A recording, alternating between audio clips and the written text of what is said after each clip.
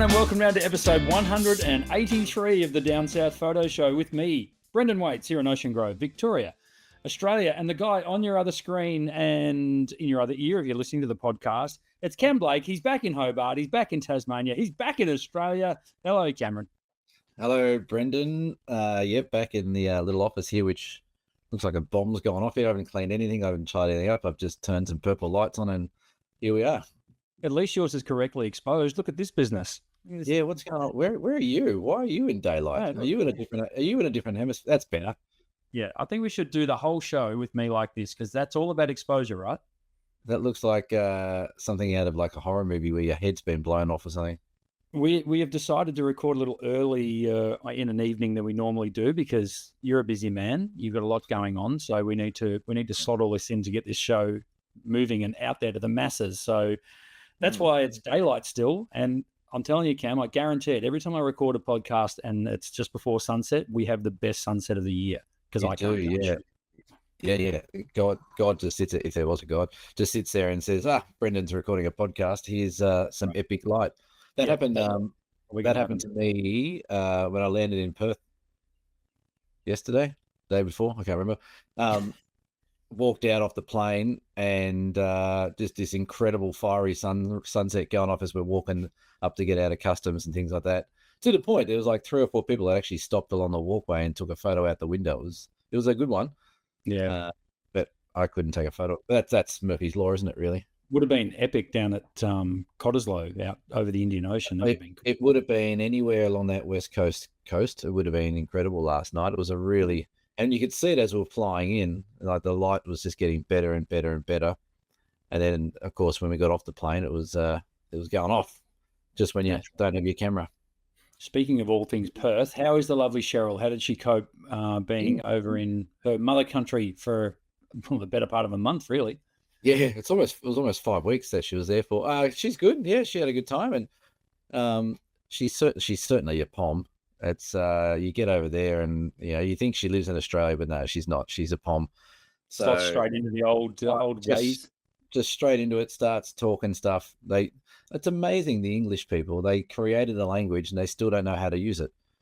Everything she says, everything. So her family's from Nottinghamshire, whichever way.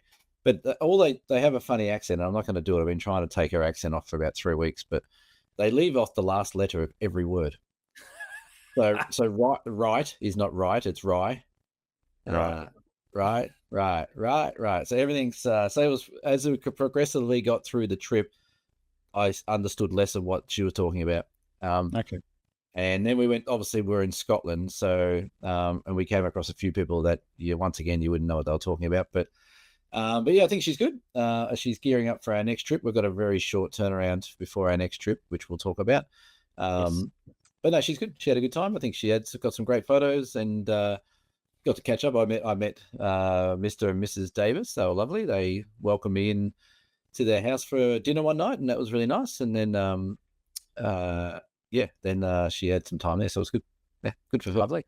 Oh, that's good. Great. Well, I mean, she's definitely an asset to you and a great addition to your setup because aside from being the fairest sex, she also knows exactly what she's talking about as well. Did she have any macro opportunities when you were over there?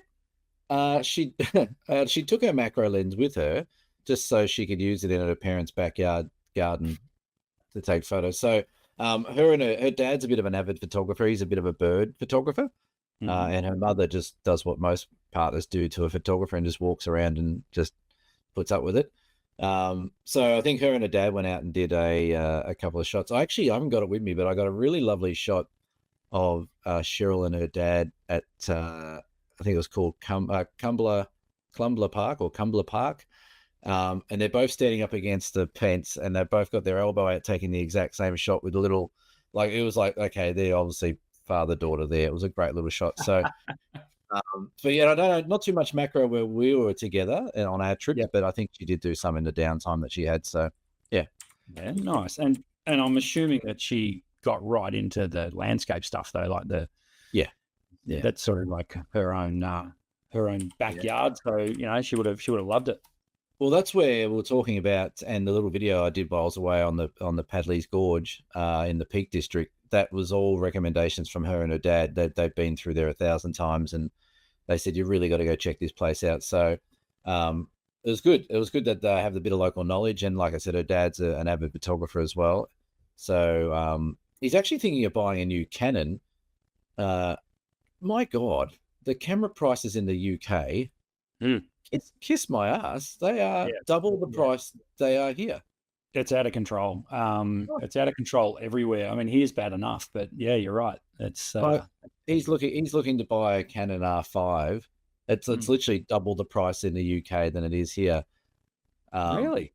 It's 100% double the price. It's ridiculous. So we're trying to work out a way that whether or not he buys it, because they're coming out for Christmas apparently. So whether or not he buys it here and then takes it back. I know he won't have the internet, he won't have the warranty, but if something went wrong, he could easily just get it back to us to fix or something like that. So that's almost backwards from how it used to be. Like here, it was crazy, and you'd buy it, Japan, UK, US, wherever. Yeah, it'd be a lot cheaper, but not the case anymore. Well, that white lens I bought from Olympus, that was literally one. It wasn't available in the UK yet until maybe as I left it was, but it wasn't available at all, and it was double the price that I paid for it. So probably almost 80% more than what it was. So I don't know why that's like that. If there's different tariffs or taxes or something like that, I don't know. But it was ridiculous. So if you're going overseas, thinking that you're going to get cheaper camera gear, you're not. Australia's pricing is pretty much on point, I reckon. So aside from what you said about warranty as well, like of getting, having a local warranty, and most camera manufacturers now in Australia offer a 2-year warranty as well. Right. So yeah, it's interesting stuff. If you want to buy a camera, come talk to me at Ocean Grove Camera and Photo. How's that for a second? Well, that's the thing. No, maybe we could start getting people come out here and they can smuggle it back in their bag on the way back. We'll have the Down South Photo Show camera store. That'd be all right, wouldn't it? That'd be one way to make no more. Thank you to everyone who's liked, subscribed, and followed and shared the show around. You can hit the big subscribe button just there. It is free to do. Go ahead and do that. If you're on YouTube, you can do that. If you are following us on Spotify, Apple Podcasts, all those places, thank you. Please feel free to leave a 5-star review for us. That would be awesome. It helps the channel and gets us spread out and around the place. Now, for all you people that are wondering, where have your competitions gone? They're back. Do we have competitions? Because this literally goes out on the last day of October, we are going to run a November photo comp. So it's Halloween tomorrow. It's Halloween today. It's Halloween today as this goes out, yes. Where's our Halloween outfits and stuff? Because we're not in Page, Arizona like we were last year. I'm actually trying to find the ice hockey mask. I think I've got it. Because you're in Hobart and I'm in Ocean Grove. Anywho, happy Halloween for those of you who celebrate and partake.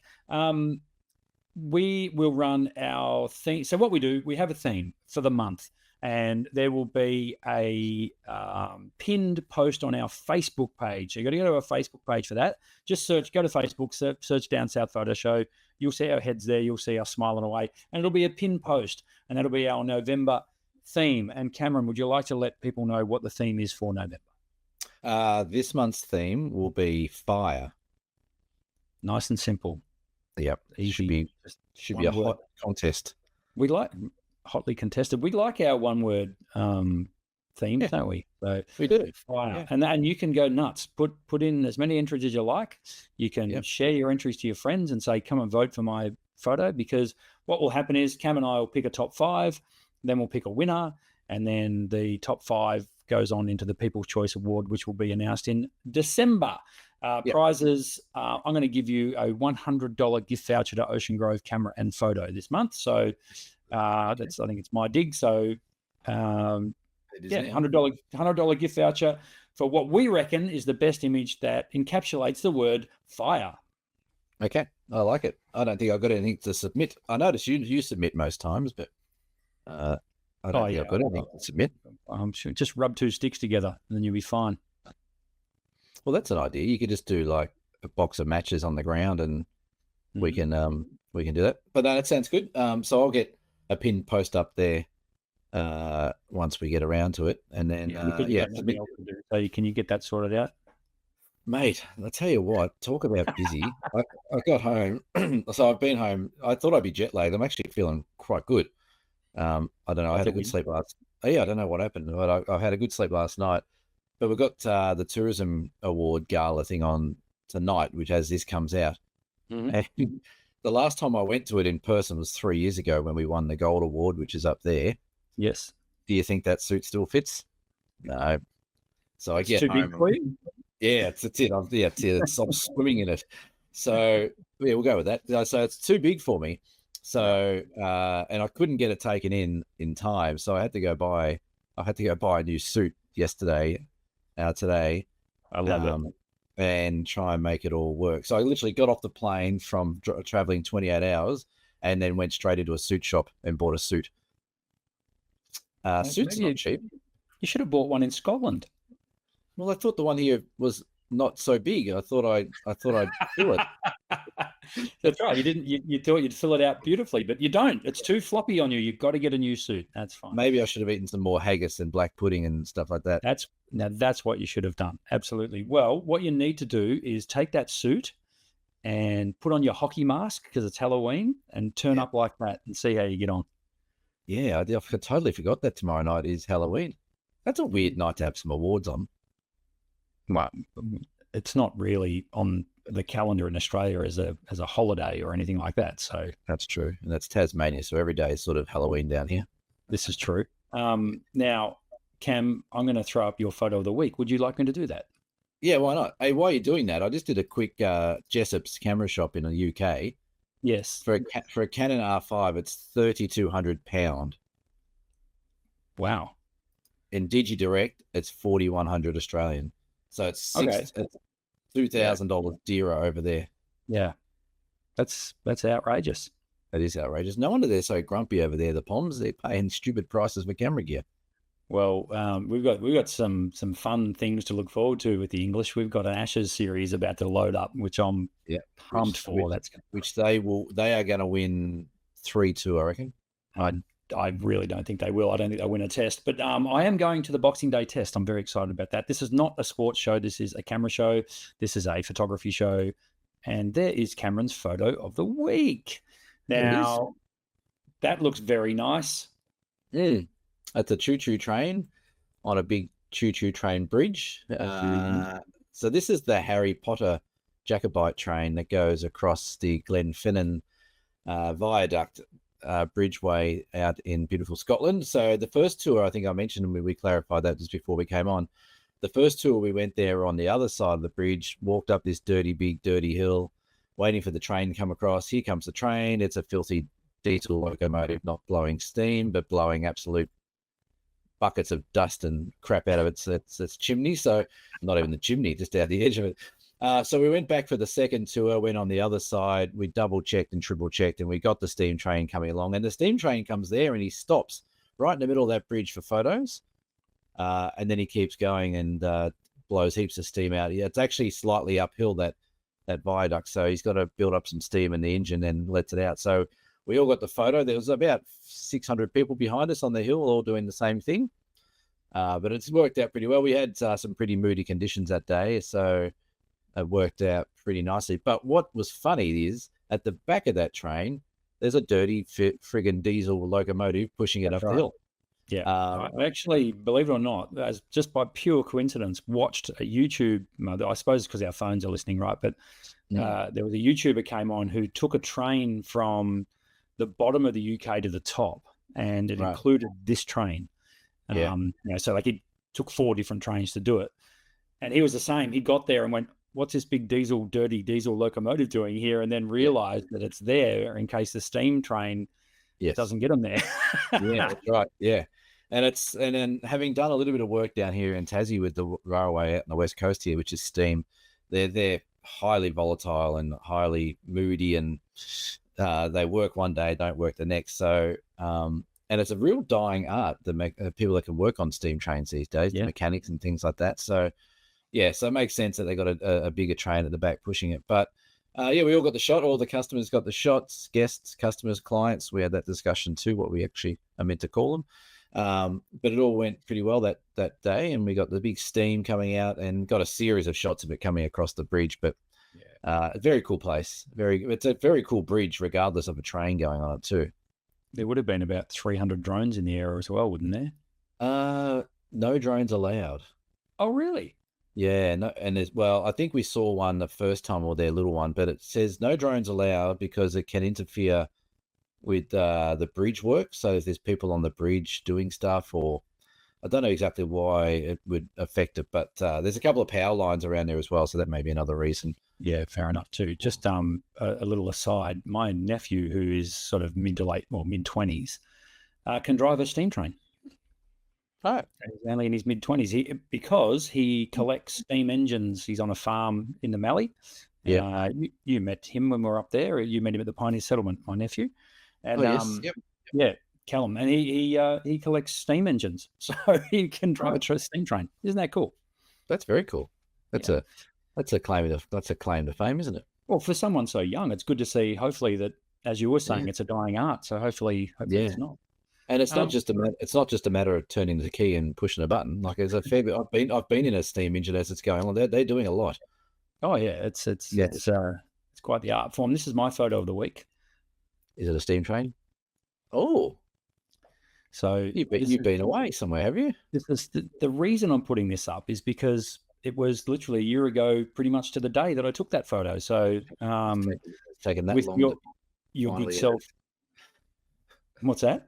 It's taken that long to finally edit it.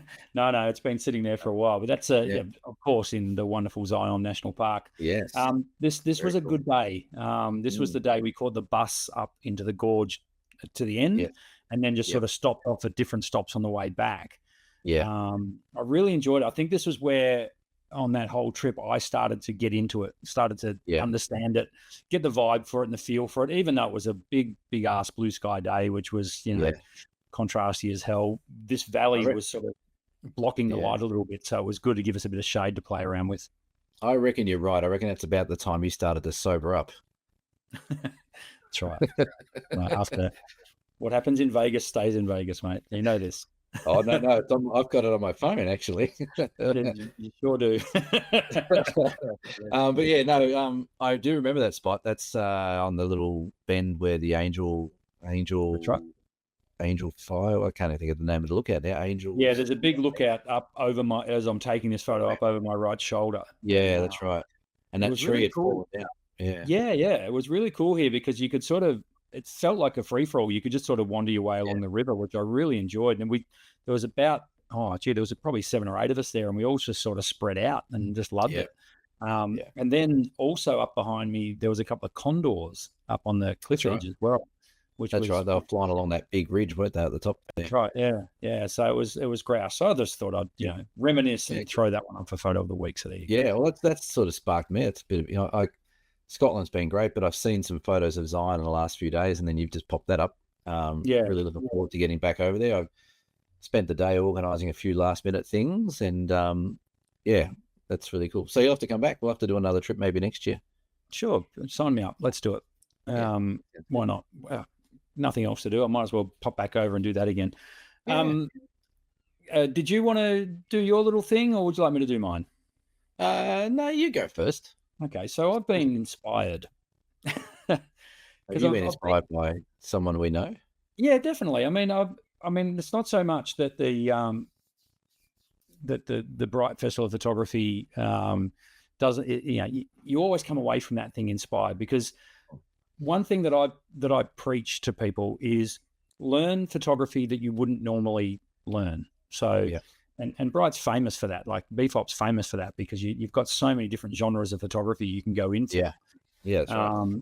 And everyone to a person who does a workshop that they didn't sort of think they'd be doing, maybe because they missed out on another one, they went, oh, look, I'll have a crack at this. Everyone comes out of those workshops learning something fresh, new, and everyone then takes what they learn in that workshop and pumps it into what they actually love, and it makes them a better photographer across the board. So the legend that is Dennis Smith ran at the start of BFOP. He for want of a better phrase, it was a world record attempt to do 200 light paintings in an hour. Of So course he light did. painting portraits, and Yes. he had and all shot on Polaroid, so Oh, Instax. right. Yeah, which Right. was pretty cool. So he had this rig set up where he had 4 cameras. He had 2 assistants that were constantly loading new film because they can only do 10 at a time in those Yeah. Instax cameras. And he had people who had come into BFOP, scanned their QR code, got in, right, come up on stage. Now, Right. as luck would have it, Charlie and I were off on the bus while this was happening because we start earlier than the actual start of BFOP. So we didn't get to see it, but he has put up a video, which I might link below as well. Fascinating to watch how it all unfolded. But he was doing bulb mode on an Instax camera. So long exposure bulb mode on an Instax camera, light painting. Each one took approximately 20, 30 seconds to do. So he was cranking them through. So I think he got to 195 was the official number of portraits that he did. So he failed. Well, pretty much. That's right. He didn't quite make his. I don't know if he was going for 200 or if he was just trying to set, because no one's ever done it before. So whatever he did was going to be a world record. So anyway, it really inspired me. And to watch, I started, of course, that got me in the rabbit hole of watching some of his other YouTube videos. Yeah. He's very good. Yeah, he is. It's very cool stuff. It's not for everyone. I understand that. And I understand the whole painting with light thing was a bit of a fad a while ago. Yeah. Particularly when companies like Olympus came out with like live bulb, where you could actually, whatever light you added was added to the scene right before your eyes. And I think that's a real asset. And in fact, to that end, I've had my EM1X, which you can see set up behind me, still on the tripod from last night, out in the backyard. What they're doing there. Yeah, out in the backyard, just practicing, like trying to work it out. So, because I'm just going to throw an image up on the stage. Man, this is what I'm talking about. Wow, you did that in your backyard? Yeah, that was amazing, wasn't it? No, that's one of Dennis's Rich Strath's website, with the credit right there, as you can see. That's at Hall's Gap, and it's cool stuff. Like, and again, I get it. It's not everyone's cup of tea. It's like, well, why did you put a big ball of light there when the photo itself's good? But there's something about that image that, to be able to put that ball of light there. And this is, folks, this is not AI. This is not photoshopping per se. This is one frame. This is probably a minute exposure. If I'm looking at the streaks in the sky with the stars, maybe a little longer. And it got me really interested. It's almost like if you're looking at an image through the 4th dimension, which is time. And I love that sort of stuff. And I love that you can create that out of one frame. Yeah, that is pretty cool. He does some amazing work, and doing those orbs is not easy either. We took some light painting equipment down the Franklin River on one of the trips we did, and we did an orb in one of the spots next to the Franklin River. I was just trying to see if I could find my picture of it, but yeah, like you're walking around in the dark on, especially this shot of Dennis's, like you're walking around in the dark on the edge of a cliff. Yeah, it is pretty gnarly, but yeah, he's done some amazing work and very creative, and he's definitely world class in what he does with that kind of stuff. But yeah, he certainly is, and a fascinating guy to talk to as well. I mean, I only had a couple of brief interactions with him at BFOP again this year, and because we're all, you're doing your workshops, you're buzzing around, everything's going on. But yeah, just I could listen to him talk for ages. He's got a way about him. He's got a real sort of a teacher's vibe about him, but in a really subtle way. And he comes across as a guy I want to learn more from. So his YouTube channel I'll link below for you all. No, it's a credit to him as well. Like he's put hundreds of hours, thousands of hours into what he does, makes his own lights and developed his own lights and all that kind of stuff. And to be able to see stuff like that, that's an incredible shot.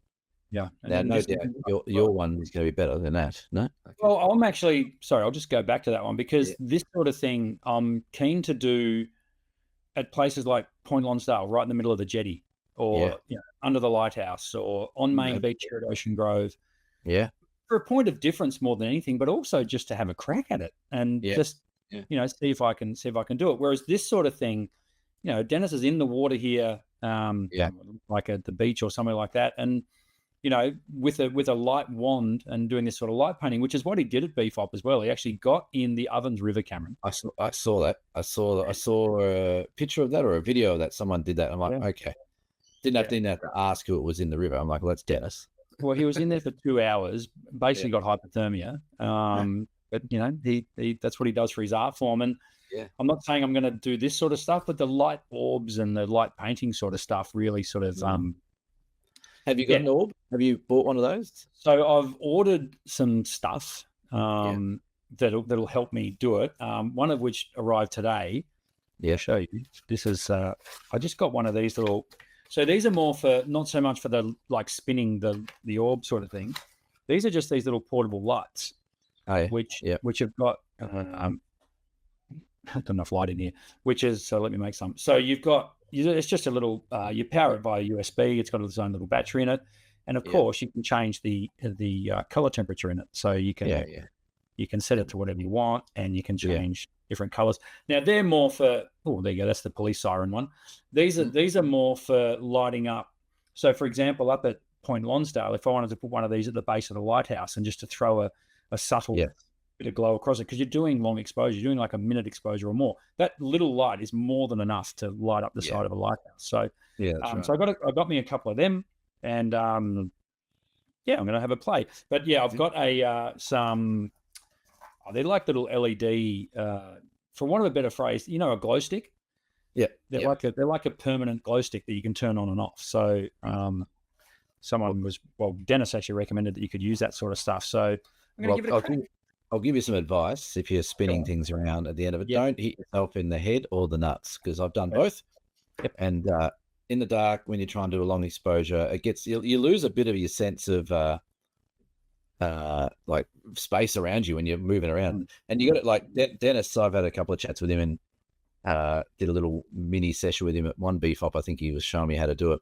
And he walks around. He generally puts like a 50-cent piece on the ground and just walks around. And he does this little windy thing that he goes around with. Then he comes he does the whole thing. It's very amazing and precise. We could do it in our chairs. You could, but you try and do it. And when you see that picture that you put up of his, how perfect that circle is, if you're a little bit out and you get this warpy looking orb. So getting it right is part of the real challenge of it. Yeah, absolutely. As opposed to, just spinning around and getting it right. Like there's a real art form in it. So that photo there, just to break it down a little bit more, I'm going to assume that it was actually under either a full moon or a very strong moon. It's at night. It is, you've got to do such a long exposure. And the moonlight has painted in the valley, and the orb has appeared like magic. Yeah, I love it. Yeah, good stuff. Yeah, it is good. And like I said, Dennis is a great guy. And if you ever get a chance to do one of his workshops, folks, or check his YouTube out, you'll learn some things. That's for sure. Yeah, definitely. I mean, I'm going to give it a crack. I don't know how long it'll take me to do, and I'm hoping that it'll be just something else to add to what I can do with a camera. I mean, as I say, you never stop learning with this sort of stuff, and that's just one area, one little niche that you can get into to expand your horizons with your photography. Yeah, and the good thing about the Olympus system as well, like it's perfectly designed for doing that kind of tricky light painting stuff. That's why it's been so successful and popular. But it's a bit addictive too. Once you get like a good orb or something like that, or you get a nice shot going on, or something works, you're like, oh wow, this is pretty cool, and you start getting a bit creative, which is always good for the photographer's brain. Yeah, well, the other reason I want to try and sort of get better at it is I've just organised in August next year a trip out into the Simpson Desert. With a couple of mates. So must have been right. Okay. I'm going to. You're more than welcome to come. You can. Oh, mate, you can bring the patrol. Sounds. When good. are you going? When and where are you going? August. I can't remember when it is, but it's in August next year. Right. And I'm So a friend of mine's coming from Noosa, and I'm. Two of us are coming up from Ocean Grove. We're going to meet somewhere along near the Flinders Ranges, and then head around and go across the Simpson. But the point of this is. There's a lot of old car wrecks, and old machinery and that sort of stuff. So, to be able to spend a bit of time doing a bit of light painting out there where there's no light, that spins my wheel. So, it'll all sort of hopefully come together when I get into the Simpsons. So, Dennis is only down the road. You should invite him along. Well, this is the thing. We could have a little desert desert meetup and light painting. Oh man, what are we hatching here, Cameron? We've got to stop this. We do this a lot on this show. We hatch workshops out of nowhere, and then before you know it, we're on them. The Down South Photo Show Light Painting Outback Extraordinaire Workshop. I like it. What's the acronym? Now, speaking of, yes, because I've got new toys, so I get to put QR codes on the screen. That over there is our QR code. So if you want to scan that, that'll take you to dsps.com.au, where you can check out our website. And if I better check it before we put it online. Oh, no, it does. It might surprise you as to where it goes. Now, if you want to head over to our website, that's right. That works. Goes to the right place. Perfect. Works perfectly. If you want to head over to dsps.com.au, you can check out the workshops that we've got coming up in 2026. And have we put one up for 2027 yet? Yeah, there's something up there for 2027. I think Kangaroo Island is up there for 20. Scan the QR code, Cameron. It'll get you there faster. Let me have a look. Jeez, this is going well, isn't it? 2027, there is something on there. It is Kangaroo Island, I believe. Yeah, Kangaroo Island is 2027. So if we quickly go through it, I know you're going to do a plug about the January ones. But we have the January workshops, 16th and 17th. There's places still available for both of them. And Ballerine, so where Brendan was just talking about, Point Lonsdale, we might even do some light painting there in the middle of the day. Shouldn't work. So the space is still available. The Bay of Fires, the Freycinet photo tour in March still has a couple of places left. Kangaroo Island is sold out, so don't bother next year. Great Ocean Road is got some places left. We probably need to update that. It's got less places than that. Tarka on the Cradle next year's got some sales coming through, and then Kangaroo Island in 2027. So there's a few there. So if you can't get on my ones or your ones, you can get on these ones. That's right. And get on the joint one. You'll probably get a similar experience with the same shit jokes. That's right. So special plug. It's a shameless plug for our one-day workshops that we're doing in January. So January 17 and 18, 2026. I believe it's a Friday and a Saturday. They are one day, so you can do either the Friday or the Saturday. Places are filling up on those, and they're a hoot. So a lot of you people who watch us are in Melbourne or within 90 minutes of the Bellarine Peninsula. It's a good day out. You get to pick his brain. You get to pick my brain, what's left of it by that point after Christmas, but that's all right. We'll be fine. We'll get through it. And we go to awesome places like Point Lonsdale, Ocean Grove, and Barwon Heads, where we shoot beautiful landscapes down here in my backyard. So jump onto dsps.com.au. It's like a $200 day, isn't it? It's so cheap. It's $200. January 16th and 17th. That's what I meant. Yeah, that's what you meant. We'll overdub that later on. Yeah, sure. Yeah. Do you have a sound effect to fix that up now? Probably. So yeah, they're $199 for the day. It's like an 8-hour, 10-hour day. So it's pretty good value. And then come along, like I said, we'll show you all the things we know, show you some very cool places. Generally, the weather's pretty good as well. And yeah, it's good fun. Yeah, so come along. So jump onto dsps.com.au or scan that QR code that's up there, wherever I point, over there somewhere. And yeah, join us for a day. Good, very, very good value for money. Now, Cameron, you've got something in the rundown that has piqued my interest. Can you? I haven't done one of these for a while. I've been trying to be. It's okay. It's fine. And I reckon I've spoken about this once before, but when you're flying around the world like I am, like an idiot, because I put all these stupid workshops on and do stupid days away and months away, and my eyes are falling out of my head. When you do that, you end up watching a lot of videos and YouTube, and you listen to iTunes and podcasts and things like that.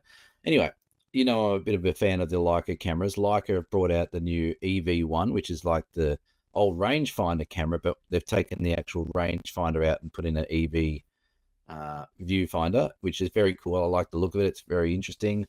Anyway, as you do, your new camera comes out. Oh, this is exciting. I'll go and have a look at this, and I'll go and have a look at that. And you start watching the reviews and all that kind of stuff. And what really got my goat is mainly because I had too much time in my hands while I was floating around in airplanes. So I watched one review from one YouTuber and about this camera. Like, oh, okay, that's some interesting points. That's interesting. That's interesting. Oh, I didn't know that. Okay, that's cool. Oh, I wonder what this person thinks about the camera. Oh, they're almost identical, the points. Okay, that's interesting. Maybe it must obviously be that's what's going on. I ended up watching about 6 or 7 reviews of this camera. Every single one of them was the exact same information, the exact same criticizing of whatever it is, and praising of this and praising of that. And it just became really, really boring. And I thought, like, are they getting told what to say? Like, they all say they're not getting paid to do these reviews. They get flown to wherever to see the camera, and they get put up. They get paid in other ways. But I was really disappointed with all of them. Like, I didn't come across one review of them where I'm like, oh, that's a bit different. I really enjoyed that. It was the same message, the same dot points, the same everything about it. Even the Petapixel guys were very similar in their review of the camera. And it just got me thinking, I'm like they're all speaking the same shit about the same stuff. Like, where's the originality on, their review of things like that? And I actually got thinking, I actually think there's a bit of a gap in the Australian YouTube market for anyone out there who wants to start a YouTube channel of reviewing cameras that come out, because there's a few people that do it, but all of the people that went to this Leica launch all seem to be in Europe or America. No one from Australia went there from what I could see. So yeah, I just found it was really, really interesting that watching the same thing, completely all different YouTubers, almost had identical videos, almost to the point that they almost ran the same time length as well. So I know it's just a bit disappointed with YouTube, and a bit disappointed with these so-called Insta celebrities and influencers like that, where really they're not influencing anyone. If they're all just spruiking the same message, it's not influencing it. That's convincing more so. So Yeah, I think I know what you're talking about. It does get a bit,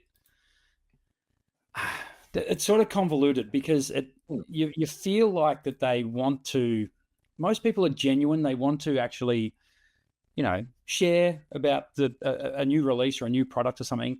But then there's got to be this transparency as well, where, okay, I was flown to Geneva to test out this Leica camera. They've given me an EV1.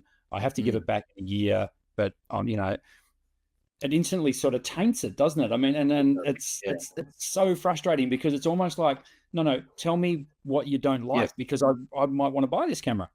Yes, that's where I was getting with. Yeah, and then you get this. Yeah, it's shrouded. It's not accurate. And it is disappointing. But I mean, the brands, they do it like that. That's the way they need to do it to keep these people on side. So yes. And it's such a grey area these days, because everyone's making money, Cam. Everyone's clipping their ticket on the way through, and it gets a bit frustrating. Which is, I like to think it's kind of what sets us apart a little bit, in terms of, we're never going to have a sponsor, I don't think. We had one, didn't we? Didn't we have like a strap company trying to sponsor us? Well, we did at one point. I don't know what happened to them. But are they even still in business? They're probably not. No. That's another story. They know I'm joking. But no, we had DigiDirect. Yeah, we did for a show, and we've had our businesses. But you're spot on, because I got to the end of the videos and I was just like, for the love of Christ, can you just say something different? I don't even care what it is. Even if you just farted on the show, on the thing, it wouldn't have mattered. It's just something different that wasn't so. But it wasn't that they were scripted. It was just like, it's almost like you must mention these dot points. Yeah. If you want to come to this place on a plane. And yeah, I think that's detrimental to camera brands, because it's not an honest review. If it's all scripted and they're sort of dot pointed as to what they say, it's almost like I said, look, you can sort of say this bad about it, but that's it. Like that's the only one we'll give you. You can say this dot point that you don't like about it, but everything else has to be that. So I think there's a bit of a gap in the market for it. That honest camera reviews. We had that camera conspiracy guy from Canada. Like, he doesn't hold back, and that's what you want to listen to. If you're going to spend thousands of dollars, or in people in UK's position, tens of thousands of dollars to buy camera gears, you want something that's a bit different than the same old rinse and repeat review. Well, cast your mind back to a fabulous TV show that came out in the early 2000s called Top Gear. Yes. They famously would get given cars from Mercedes, BMW, you name it, and slag the hell out of them. Yeah. To the point where they didn't get cars no more. But because their show was so popular, because of their dead set honesty, they didn't need car manufacturers. They'd just go and buy one. That's And right. They just bought their own, and that way you can do whatever you want. Which is what, in a way, what I sort of did when I was doing stuff with Olympus and OM. Like they weren't giving me stuff. I was buying it with my own money and reviewing it.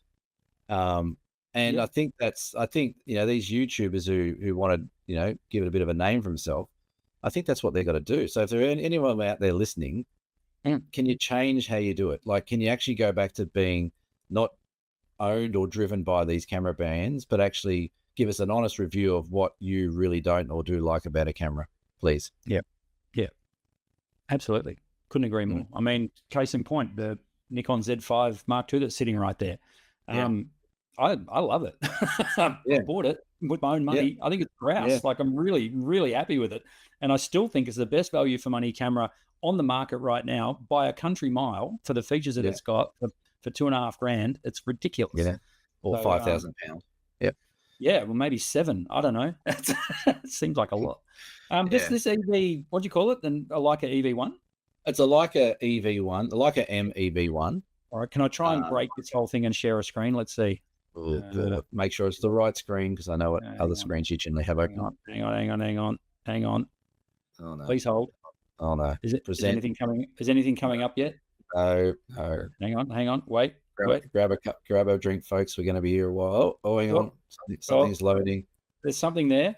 Is that it? Oh, there you go. That looks like it. Yeah. Yeah. So that's it there. Yeah, that's it there. So it looks exactly the same. I did a thing. I know. That's amazing. So it looks like the other, normal rangefinder cameras that they bring out in the M range. It's just got an electronic viewfinder, which, to be honest, I actually really like the idea of, because the rangefinder can be a bit tricky in certain lights and certain lighting conditions. It's a stupidly expensive camera, as they always are, but it's very cool. But what was not cool, I thought, was just the way the reviewers just all did the same thing. So I was really, like I said, I had plenty of time to really get the shits about it. So I did. I'll sit on the plane and I downloaded all these reviews of it. And Cheryl's like, "You're watching another review?" And I'm like, "I'm actually now just watching to see if anyone says something different." Because it's like I was into my 8th or 9th review. And like, yep, they're all saying the same thing at the same time. It looks pretty. It's they're very lovely cameras, but yeah. Anyway, that's maybe someone. Maybe it's not a plug for Leica, but they look lovely. Nice looking camera. Yeah. So, but we'll reserve our judgment until someone gets on and tells you what they really think, right? Yeah, exactly. That's not getting flown halfway around the world to do it. Exactly. Beer donations for this week. Yep. Mel H and Jenny H. Jenny H. Mel C. You've got Mel H and Jenny H. That's you. Jenny H. I think I got everything wrong. Good work, dickhead. You had one job. Mel C. Wasn't she a Spice Girl? She was a Spice Girl, and Jenny H. I don't think was a Spice Girl.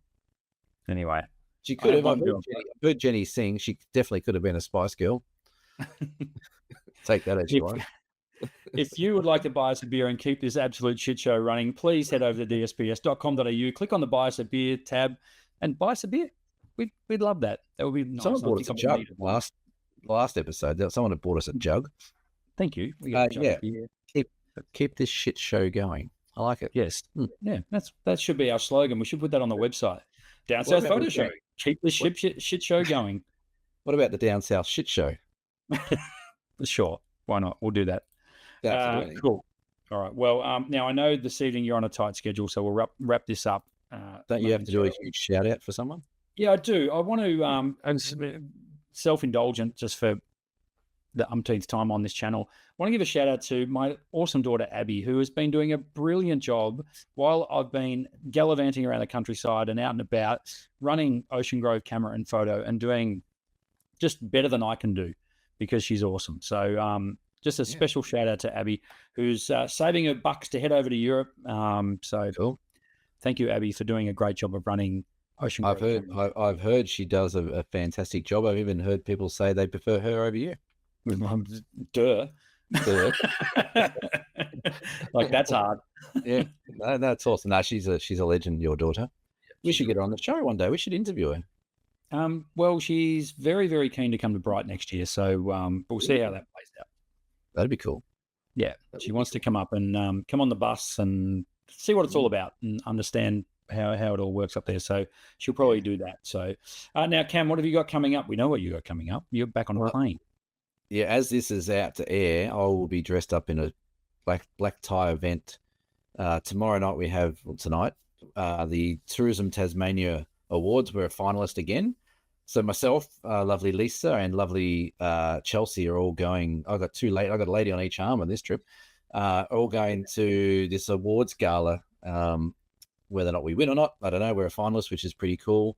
I got a letter today from the Premier's office and a letter from the opposition's office. They always send a letter out saying, well done, and yada, yada. So we do that. And then Sunday, I'm back on a small plane to Melbourne. And then on Monday next week, we fly out to Utah. So we're off to Utah to do that trip back in a couple of weeks. And then we've got one more thing left for the year after that, which is Kakadu. And the storms are rolling in up there at the moment, which is great. Awesome. And then I'm going to pass out for two months, I think. I think you will. Yeah. So that's when you can take over doing all the Down South Photo Show stuff, and I can get into Christmas retail at Ocean Grove Camera and Photo. Yeah, absolutely. Christmas isn't that busy where you are, is it? No, of course not. It never. No. Yeah. So I've got, as this goes out, when you're at an awards thing, I'm giving awards. I've got I'm going to get this wrong, but it's the Ballerine Rotary Art Show. I've been kindly invited to judge the photography section of that. So I am, not the same one that we shit canned 2 years ago before you say that. I was just thinking, wasn't it the one we No. the street? No? Okay. No, and I will never. No, this is run by Rotary. The guys at Rotary decided to add a photography section this year to their art. Their art show is huge. It's been going for 15, 20 years. And they have a massive big hall. Everyone enters art into it, and they can sell their photography and sell their art there. And yeah, they invited me along to judge it. So I'm very grateful for. So that's a little ceremony, 7:30 tonight as this goes out. Black tie event, or pretty much exactly what I'm wearing now, I reckon, except with a beer in hand. Speaking of, when you come to Melbourne, just drive down to Ocean Grove and get your stubby holder. Oh, very nice. Are they on the website yet? They can be. See, beer donations. Yeah, you just nice. Got the throwback logo there, which we all love. Yeah. So it's a retro option. Absolutely, it's retro optioned. Plenty of people at BFOP went home with the stubby holder. That if you want one, we will get it up on the on DSPS at some point. No, promises. At some point, I said, which is accurate. Excellent, great. Cool. Well, good luck. Now you deserve it. Hopefully a prize comes your way, because, like I've said to you many times, mate, I think what you're doing is fantastic. You're a self-made man, and I love it. Very proud to be associated with you, and I wish Ken Blake Photography and all the team all the very best at the Tasmania. You're part of that team as well, really. You've been on a tiny little. No, not really. This is. I don't do award ceremonies and that kind of stuff, and I don't get dressed up very often. But they sent out an email yesterday or the day before that if you are to win, this is what you should do. Step-by-step instructions of where you go on stage. You get 30 seconds to make a speech. Wow. Exit stage left, shut up, get off stage, get a photo, get back on the piss, pretty much. But what I'm thinking, the Premier's going to be there, and the opposition leader's going to be quite a few things. If I know where you're going.